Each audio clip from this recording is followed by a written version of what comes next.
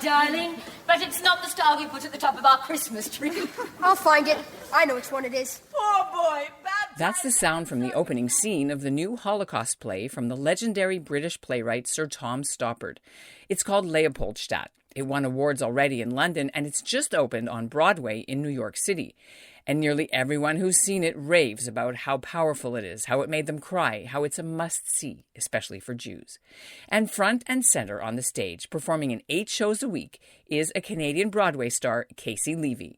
She was born and raised in a Jewish family in Hamilton. She went to Jewish school there. She got her start by singing in musicals in Hebrew at Camp Ramah in Utterson, Ontario.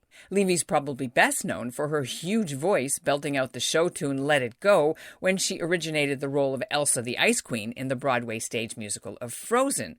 She played Elsa for 2.5 years until the pandemic shut Broadway down in early 2020. Levy's done Jewish characters before, but she feels incredibly connected to her latest role in Leopoldstadt as a Jewish wife and mother from Vienna, caught up in the Holocaust. I do lean into those days when I'm like, oh, I'm failing at motherhood right now because I'm not there for my kids. I lean into remembering that what I'm doing is important and affecting people, and I think they would be proud of me if they understood why I wasn't at home with them. So they help me get through, and thinking about them in the piece is incredibly difficult as well. I'm Ellen Basner, and this is what Jewish Canada sounds like for Monday, October the 31st, 2022. Welcome to the CJN Daily, a podcast of the Canadian Jewish News, sponsored by Metropia.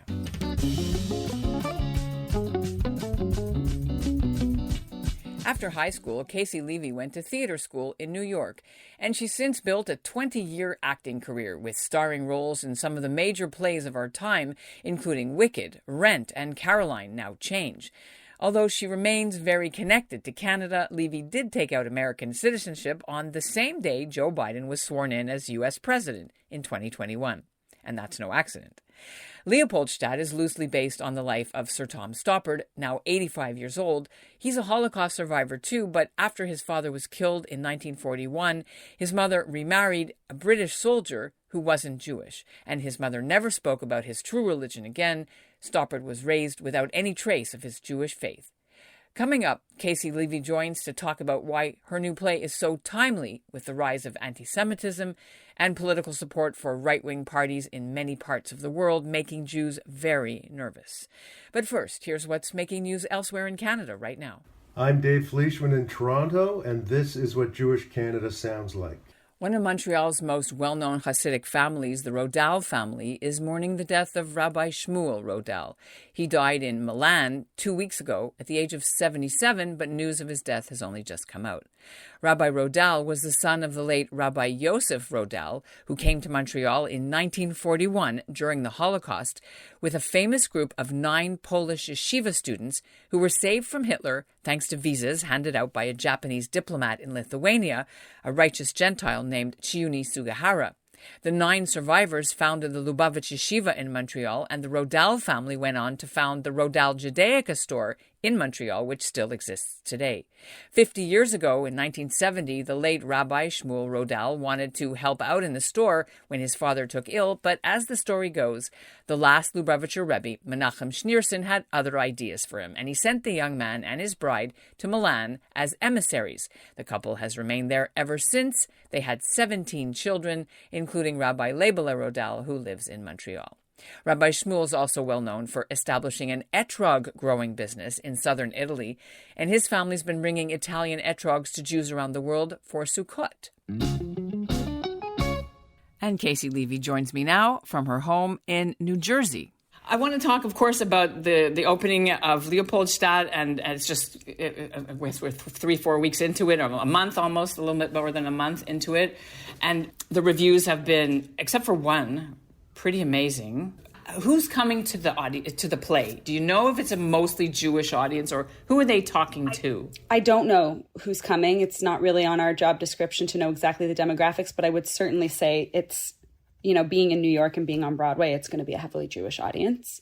And I think people who are in any way connected to the themes of the piece, whether they're immigrants, whether their family came from different places and they were wanting to get in touch with their own roots, whether they're Jews, And I think if also they're Tom Stoppard fans, so there's like a really huge and wide net being cast. And I think it's bringing in people from all walks of life. And, we hear the reactions during the show.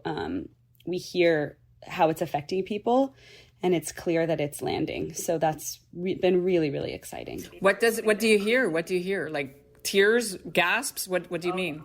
Yes, we hear, the way the play is structured. I don't know if you got a chance to read it. What's really beautiful about what he has done with the piece is he has shown life prior to the Holocaust. He's gotten the audience invested in who these people are and their relationships when things were good. So I think by the time we get to 1938, to that act in the show, I think people are still kind of hoping it's not going to happen, even though we all know that it is. And I think that makes the impact even deeper. So yes, we hear them reacting and crying. We hear them, we hear a shocked gasp. We hear tons of laughter because there's lots of lightness to the piece, especially in the front end of it. We hear a lot of knowing laughter, like a sort of understanding of the themes that I think a lot of there's 4 Brits that have come over from the UK company, and they have been really interested to see how moments play here versus in the UK, where things didn't necessarily land in the same way. So it's been really cool watching them react to the reactions and seeing what it's like to be playing for a New York Jewish audience. It's landing at a time of rising world anti-Semitism. I don't have to explain to you, swastikas on schools and synagogues. Hamilton is not immune. There's war happening in Ukraine. How much of that context is weighing on you and your cast as you send this out into the world now, in terms of what role you have to play in dealing with all this context? I can't really speak officially for anyone else. We haven't incorporated what's going on in the world into the play. We're very much in the time period of the play, but it's not lost on anybody the importance of telling this story now and the sad and scary ways in which it's resonating. I think that's something we've all had conversations about, on a break in rehearsal, during tech, backstage. We do talk about it a lot. And it's a very Jewish company.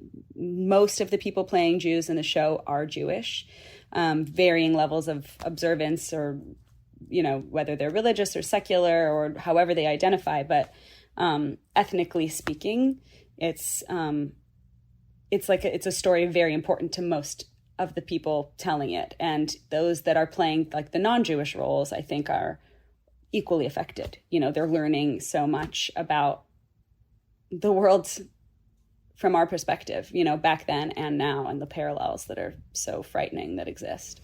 I read one interview you did where you say some nights it gets you and other nights you push it away a bit. Yeah, no, it gets me because the writing is he's such a genius, Tom Stoppard, and the way he's written it, we don't have to kind of gear up to perform it. You just get into the scene, and before you know it, you're exactly where your character needs to be. And it's very difficult some nights, a lot of nights. But luckily, when we go off stage, we start laughing and we keep it light because you have to. And we have to do it again, later that evening or the next day. So we're just riding the wave of preservation, of being, present on stage for all of it, and then dusting it off when you get off stage so that you can function in your life. Right, except now you have 2 kids. They're younger than the ones in the play, but as a mom of kids who will be either kinder transport or what have you, it's a bit different way that you can relate to it now. Absolutely. Yeah, my kids are front and center in my mind all the time. And, not just because of the subject matter, also because I have mom guilt constantly and I'm not home for dinner, bath, and bed every single night. And so, but they're always front and center. This is, a very important role. It's a very historically significant play. It's heavy, and as opposed to, a nice musical with themes that kids like.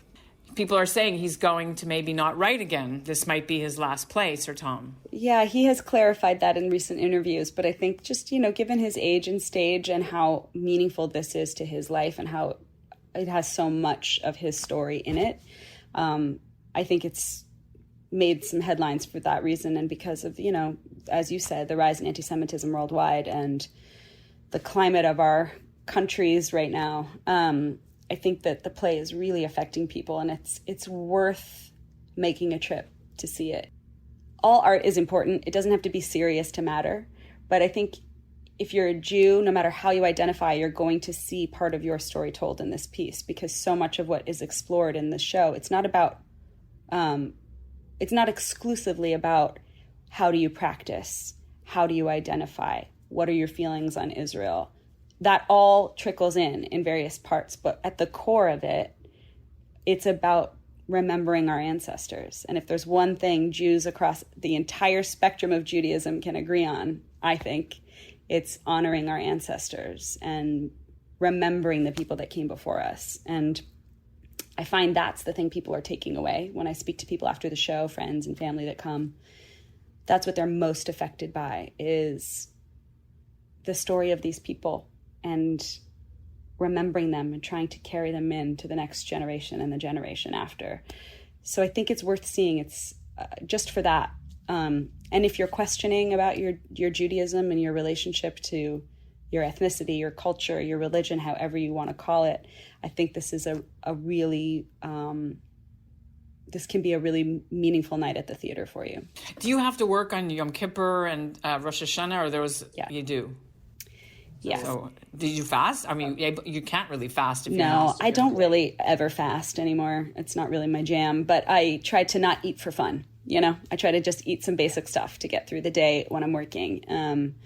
But I felt disappointed that we had a show on Yom Kippur, this show in particular. I thought that was a misstep. And there was an opportunity, had it opened a different time of year, to maybe have canceled the show, but we literally started performances like 4 days prior. So there was no way around that, I'm sure, for the producers to sort that out so early in the run. But I also, at the same time, felt like I was doing my piece and telling this very important part of our history as Jews on Yom Kippur. I felt like it was my synagogue for the day, my way of honoring my history. The last time the Canadian Jewish News spoke to you was 2013. I found the article when, they were saying Canada's proud star on Broadway. And so a lot has happened in that 10 years, right? It has, yes. A lot of life has been lived. A lot of life has been lived. And one of the things that struck me, I saw you always talk about your origins singing in Camp Ramah in Utterson, Ontario, RR number 1, Utterson, Ontario, which I know that because I used to write my friends who went there. What's your relationship with the camp today, and what ties do you still have with them? I keep in touch with Mitch Cohen and a lot of the people that were running the camp when I was there as a camper and a staff member. And my best friends from camp are still my best friends. So Ramah, it figures pretty heavily in my life just by, nature of it being where I did so much of my growing up. And every now and then I'll do like a benefit for them or send them a video message for one of their events. But my kids aren't yet. They're very young, so they're not at camp age yet. So we haven't crossed that bridge as to whether or not they'll be going to any Ramah at some point. But it was some of the best years of my life. I love Ramah. Do you have any Ramah scripts still in your, box of memories that you keep with you? I've got them somewhere. They're probably in my parents' house in the basement, just like Les Mis in Hebrew, which I then played on Broadway. Hair in Hebrew, which I then played on Broadway. Is that a thing? They call it Les Mis, or they call it something else? They call it Les Mis. I think they did. And then they just translated all of the songs. And then in Hair, the same thing. They call it I don't know how you even say it. They called it Se'ar. Se'ar. So, yeah.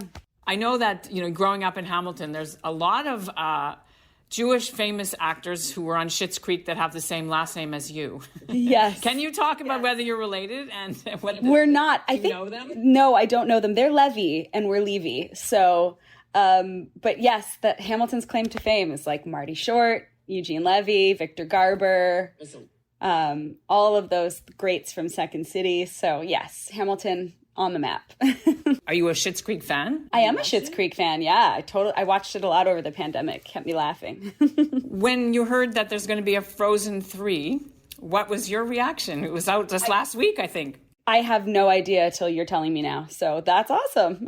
I did not hear that news.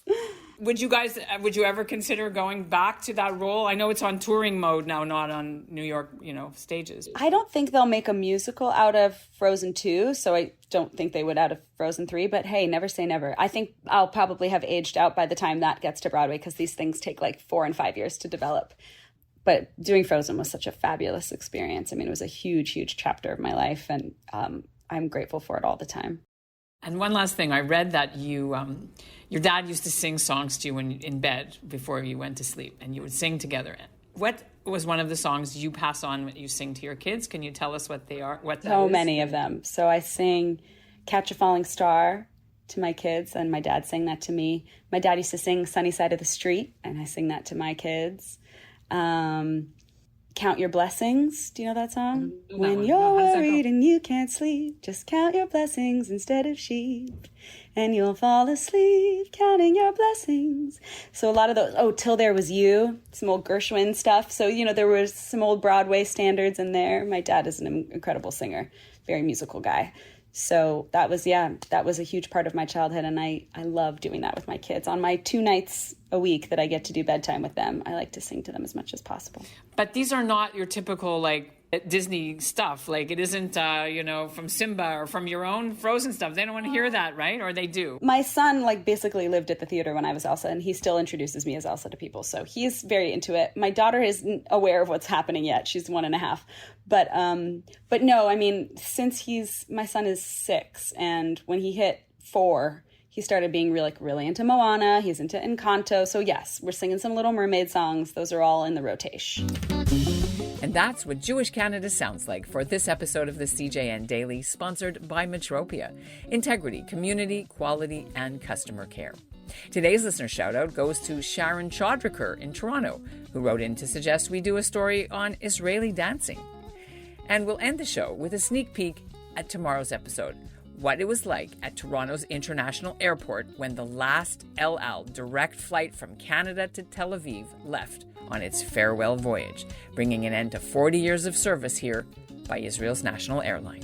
Yeah, we try to approach the management and ask for, to reconsider, but we are not the ones who make the decisions. But I hope it's going to reopen, summer or maybe holidays next year.